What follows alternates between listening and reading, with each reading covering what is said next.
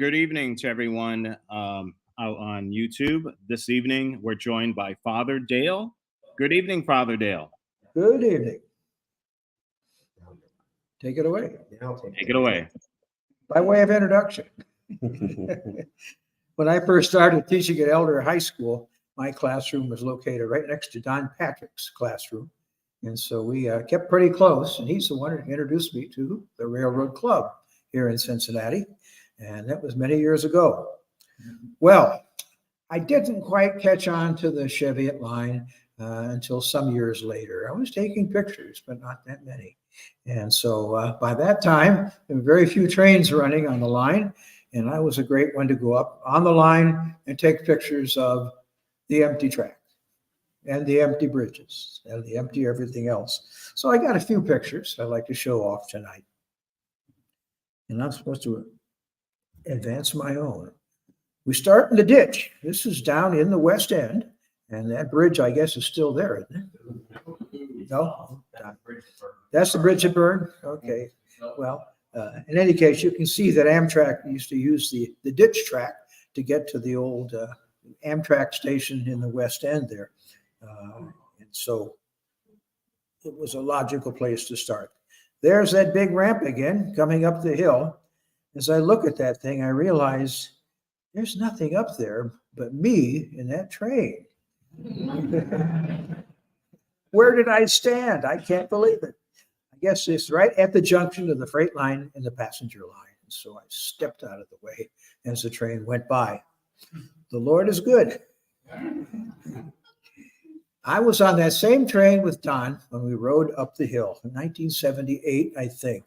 But in any case, here we are leaving Queens Gate, or what is now Queens Gate Yard. The trees are right next to the Mill Creek, and we're headed toward the hill. Yeah. Bald Knob. I'm on Bald Knob now, and you recognize the spot. Don must have been standing exactly at the same place, but was more patient than I was. So he got a train at this spot, and I didn't. But we're looking down on Amber Place and Sealam Avenue. Next shot's a little better. Okay, and that should look familiar. The church is St. Bonaventure's. It's gone. I think the school is gone too, over on the far right. Beyond that, of course, is St. Francis Hospital, and it's still there. It's apartment houses, if I recall. Terrible picture, but this is taken from Harrison Avenue in the snow, and we're looking down toward Grand Avenue and the line that headed up to Bryce Hill. As you can see, I got there too late. The interesting spot here, or interesting detail here, is that line of spikes. Those are spike heads, and they held a separate pair of rails there in between the original rails, or the working rails. Those were derailments, and so the idea is if the train went off the track, it would hit that rail and not go over the edge and down into the valley. Okay. 1948. With Mike Brestel were here, he'd tell us about that bridge, but in any case, it sounds like a late date to me. That train was there much before then. So here we are up on the edge of the hill, looking across the valley, and on the left there, in the upper left-hand corner is St. Francis Hospital. All those buildings in the middle of the picture are gone. That whole neighborhood has been stripped out of there, and you can see St. Bonaventure's Church. It's up on the top of the rim there. Don't like that one? How about that one? That's when they built the steel. Haven't quite decided what that is. It must be Wyoming Avenue, but I'm just not sure because I don't see any street. And I'm surrounding my Wyoming Avenue bridge. There were lots of trees, so that must be where we are. Okay. And then I got up there during the process of the line being removed, so I got a lot of dramatic pictures like these that show what it looked like when things were half gone. What do you think that is? Quebec Avenue? No? That's what I'm thinking, yeah.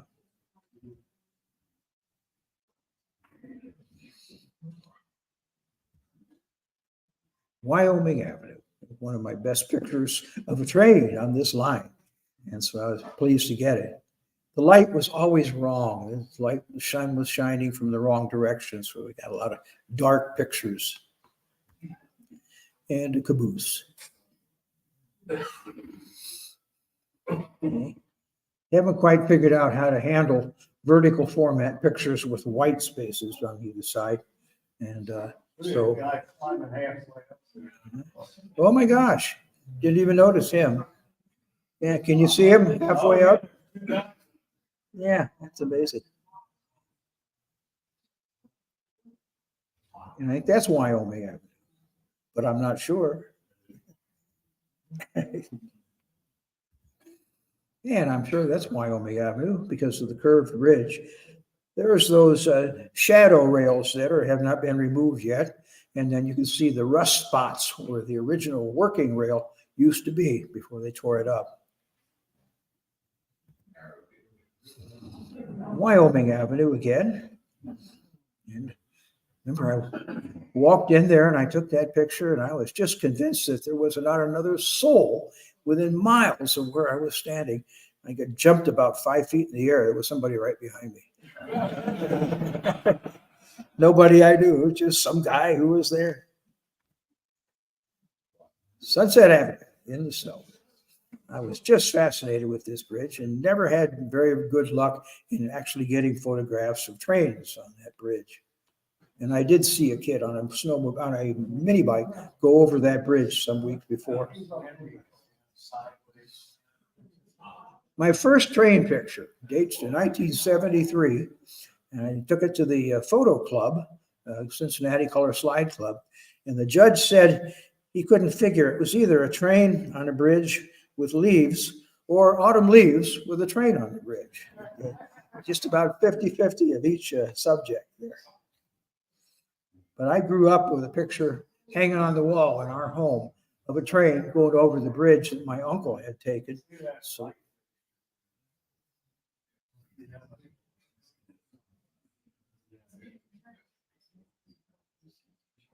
anyway, y'all remember Simon Lease? He was running for sheriff in those days. Oh, prosecuting attorney in those days. I could tell you a story about that. This is a mystery photo. I snapped this picture of a train in the evening going over the bridge, and it was a week later. The pictures came back from the processor, and lo and behold, there's 3 people standing on the front deck there on that train, on that first locomotive. And then, like 5 years later, I found out who it was. Mike Weber was one of them. He's the one that told me. And they didn't see me, of course. So, Sunset Avenue, down we go. And the billboards, the same billboards that have been there for years and years. The flame, I guess, is probably a welder cutting whatever is halfway down. It was a wooden bridge. Can't imagine what he'd be cutting. But in any case, a heck of a place to stand while you're building and burning a bridge behind you. Yeah. Footings. That's where the bridge members stood. On Sunset Avenue at the bottom. And what, Sunset Lane? Sunset Lane. I'm not sure which one. Yeah. You could drive up and down Sunset Avenue for 25 years and not realize there were a separate road back in there and separate bridges. Same thing. I guess this is the other Sunset Lane Bridge.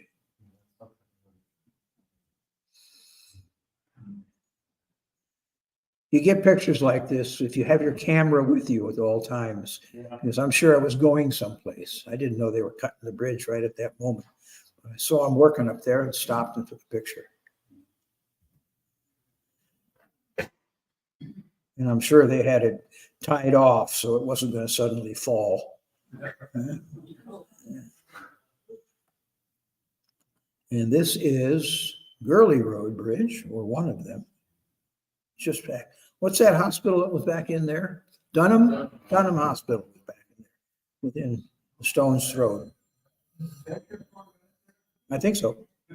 Yeah. It's not my car, but that was my phone. Mhm. And here we are in Cheviot. I'm on Glenway Bridge, looking down. The other picture I have lost. I got a picture of it with just the rails and the sun shining on it and no train. Muddy Creek Road. You can drive by there now and not even realize the abutments are gone, as well as the tracks and the bridge. And there it goes. Just think of the number of people that live in Western Hills now that have no idea what they're passing and what they're missing when they drive down Muddy Creek Road. Glenway Avenue, near the Western Hills Shopping Center. And that's the bridge that the kid rode his bike off of and determined that they were going to tear out the whole line. And we are up on the fill looking to where the tracks used to be. There's Glenway Avenue over on the left. And the bridge. Turns out in the old days, the entire Glenway Avenue was named Bridgetown Road. And so it was, the Bridgetown Road was not named after this bridge. It was named for 2 or 3 dozen other highway bridges between here and downtown.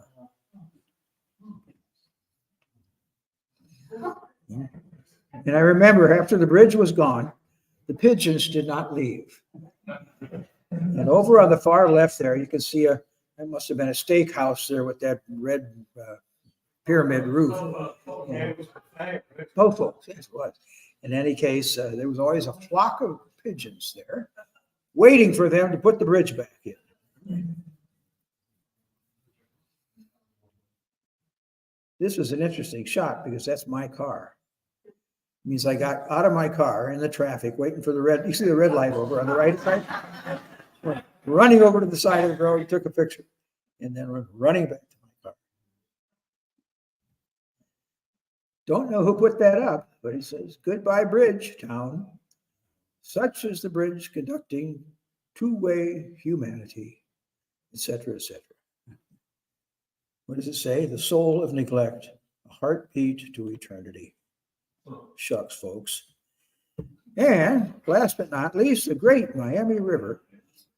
Not a very good picture because the light is way wrong, but in any case, Amtrak westbound headed for Chicago. And one last shot. This is out in Okeana, almost on the Indiana border. This is the main line headed toward Richmond and Chicago. And that bridge is gone now. It's been removed and replaced by a little more strong bridge there, I guess. Don't have any pictures of that one. So our next exciting episode will be Jim Corbett. Don't leave. Don't leave.